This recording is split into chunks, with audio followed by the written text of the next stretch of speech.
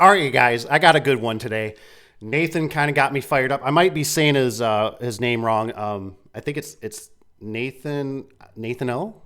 I'm not sure exactly, but I'm gonna call him Nathan. And Nathan, I really appreciate the email. These are always kind of the things that encourage me to just keep trucking, keep teaching you guys, show you my experiences, show you the ups, show you the downs. And so let's get into it. I want to talk about this job. Okay, so Nathan had some really nice things to say. He reached out to me. He watches the channel. He enjoys it, which we really appreciate. He's learned a lot. He's worked for a family-owned fence company in Arkansas. And am I saying that right? Yeah. And I'm slowly taking over the automatic gate department. My hat's off to you. He's doing both estimating, installing. He can relate with the ups and downs.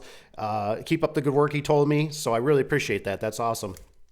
So I want to kind of go over this because I look at this and I go, look, this could be a learning because somebody might be experiencing this. Somebody might go through this. Somebody might be looking to get into this. So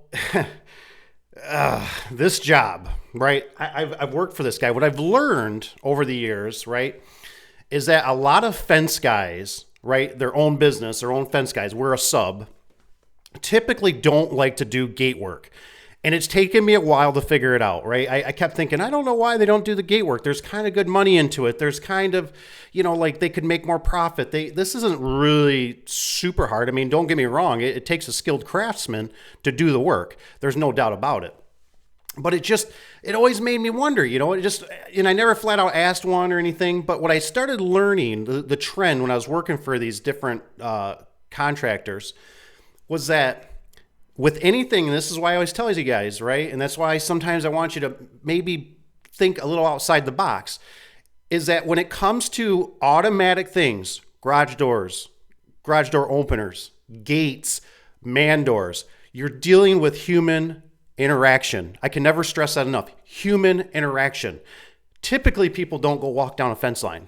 They might look at it for the first time or whatever when they got to make the payment or pay for the last final bill, right? But long as it keeps Fluffy in and long as, the boogeyman can't get in, they're normally pretty satisfied, right? There's no big holes under the fence, but they don't go walk it, right? And I've never had anybody when I've done any little bit of fence work or I've had contractors, whatever, where they say, hey, this piece of fence right here's got a nick in it. I want a whole new fence, or whatever, right? They want it to look somewhat good. But when it comes to gate operators and gates, woo-wee, do things get real heated up. So with this particular job, I was working for a sub. I've done multiple jobs for him, right? And I was kind of in the kick about roughly like, $5,000 kind of takes care of the bill. You know what I mean? Like you basically give us $5,000 and we'll cover it, right? Because we were doing just the standard cantilever gates. And I honestly don't remember on this job what I charged, but I can tell you what. I lost my shirt. So you can see in the picture here, this is how everything got delivered, right?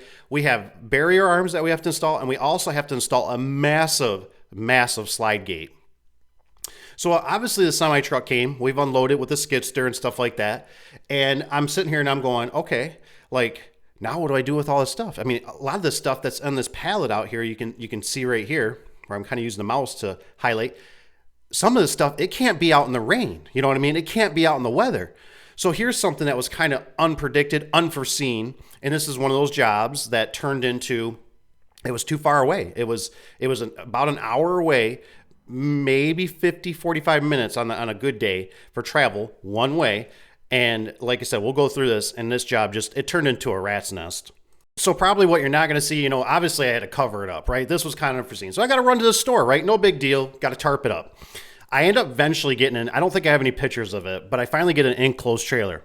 More money, right? So I got to get this stuff secure, right? I'm worried also, there's over $10,000. I mean, it was a huge number. I just know it was over $10,000 sitting here, and I'm out in a parking lot. It's not secure. I'm like, oh my gosh, what if somebody comes and takes this stuff?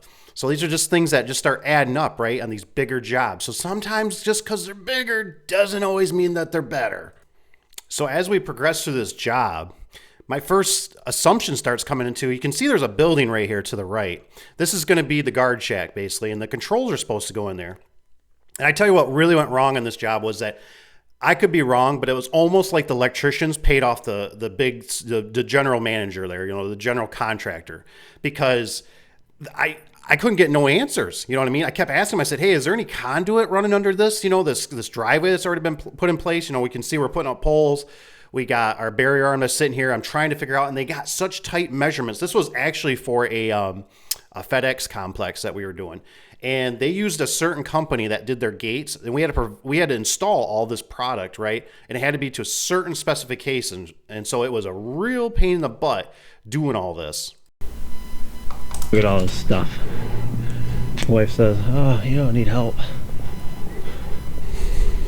Look at this stuff. Look at all this stuff I got put together. Look how big this building is. It's massive. Look at all this stuff. Look at all this stuff. I don't need help. I need as much help as I can get. Look at this stuff. I gotta go all through this stuff. I gotta go through all this stuff, and I gotta put it together. So I can put it out here. I'll show you in a minute. Pretty cool looking overhead door. So as we kind of get into this is where you can see the magnitude of this job, and this is one of those jobs that everything fought us, right? All the calculations, we had water, we had mud. You're going to see a retaining wall that they put up behind the gate that wasn't supposed to be there. That was supposed to be a berm, a dirt berm that they had. And then the fence and stuff was going on there. It started just becoming a nightmare after a nightmare and after a nightmare. And it's one of those things that maybe, and it's my own fault. I should have looked, just looking back, there's certain things and just said, you know what? Find somebody else, count us out, because the job was just going haywire. And I don't even know it so much in the midst of doing this right now. We're just making things happen, but everything started turning into a calculation after a calculation. I could have had one person just being the engineer for myself on the job to tell me what to do and what has to be done, instead of just keep stopping and figuring things out and making phone calls. So let's go into it. All right, take a look at this. That used to be a good van. That was a good van. 6 liter. Solid. I think it was a 3500. Got that guy doing math. Can't see. Look at all this stuff. GMC Savannah. Look at it all. Got a hole filled with water. Of course. Need cement. High water table. Trying to get the layout for our loop down here. So I got some marks here, some marks over there. PTSD. Trying to get it in before the concrete gets poured over here for this curb. So this is where our gate is going to be, our gate operator. Yeah, another hole. Yeah, lots of stuff. Lots of stuff. So I need some help. A lot. And it's one of those things, you can go into, some weeks you need 2 guys. Other weeks you need 20 guys. So there's a lot of ups and downs in the business. And it's stressful. So I know one good thing that came out, for whatever reason, the concrete guys showed up, right? And at the time I was sweating, man. I'm like, how am I going to get all these bags of concrete and mud all this, and these concrete guys showed up. So you can see right here, they had to pour the curb. And these barrier arms had to be a certain height from that driveway. There were certain specs. I mean, we had like 2 or 3 inches, so it was a real hard calculations. But I remember I talked to the Mexican guy, cool dude. And I'm like, hey man, like how much to pour some extra cement right here? And he's like, I don't know. I talked to boss, blah, blah, blah. He goes, 500. And I'm thinking 500 and they're going to do the work and they're going to bring the material and I don't have no way to bring water here to this job site, blah, blah, blah, blah, blah. Done. Do it. Well, I remember the guy that I was working with, it was late night, right? And he's like, you want me to stay and watch him? And I said, heck yeah, because right here, if you can see my mouse, they needed to bring it over another 6 inches of the pad. They were short for our barrier arm. So our barrier arm wasn't going to hit right. And I mean, it was just one of those calculations that got missed, right? And as they were doing it, and these are those things you guys got to do, right? You got to stand back, right? It's always I don't encourage smoking, but chew some gum, drink a pop, whatever you do, drink some water, right? You got to walk around the job and you got to like look, and just keep looking and looking and looking and going, where's the problem? Where's the problem? Where am I going to fail? Where's the screw up going to be? And if they would have been off that 6-8 inches on this pad, we would have had to add something. It would have been just a nightmare. So luckily they poured this in with it, this pad here with their curb that they did.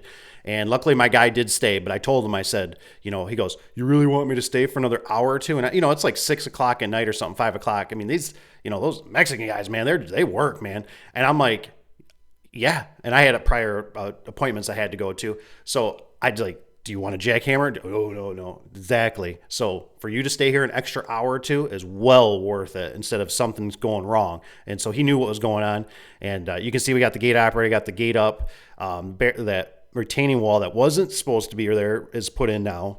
And we got the fence in the background. So we're making progress. Some of our biggest challenges were the photo eyes because there wasn't conduit here for us. Electricians were supposed to do some of it. Of course, electricians dropped the bomb on us, oh, we don't do low voltage, right? Well, we don't even have, as far as we know, we don't have no conduit even going into the building, which they're supposed to have buttons in there to control this gate operator. So the conduit just started turning into a nightmare, a rat's nest. They didn't send us an extra set of photo eyes. We had a fight with the vendor on that. They said, oh, everything was there. We said it wasn't. Everything just started adding up, and everything was taking 5, 10, 15 minutes. And all this stuff, it's already bid. It should be like a change order, but it's just when you're in the middle of it and you've actually done it, you realize how much of a pain it is to do something. You just get to a point you want out. You're like, but you don't want to be that guy, right? And don't be that guy. You gotta be a man of your word. You're gonna finish a job, for good or bad, and that's what we did. And we lost our shirt. I mean, it was just nothing but a nightmare. But boy, doesn't she look pretty.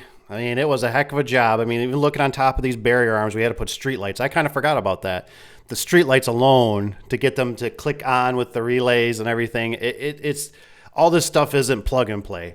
This is all schematics. This is all just wiring. And so, what I want you to kind of take away is just don't bite off more than you can chew. This was a job I bit way too much off. And I remember we basically had to warranty it for a year. Luckily, our install was good.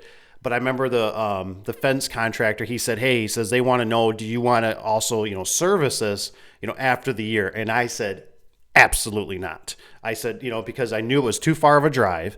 And it was just, that's so problematic. I know because there's going to be FedEx drivers. They're going to, let's just say there's just too much. It comes down to human interaction. Human interaction is a lot of problems. People are going to run into it. It's going to glitch out. It's going to get corrosion. There's going to be problems. It's going to get plugged up with snow, and people aren't going to see. So that's why sometimes like the fence, when it snows, nobody cares. You know what I mean? Like certain things, people just, they don't pay attention to it. But this thing, the light bulb quits working. You did a bad install. I thought this would last longer. The keypad stops working. The light stops working. The barrier arm starts working. A belt blows off. It can just go on and on and on. A bees make a nest in the track system and it plugs the machine up. So just keep this stuff in mind, guys. And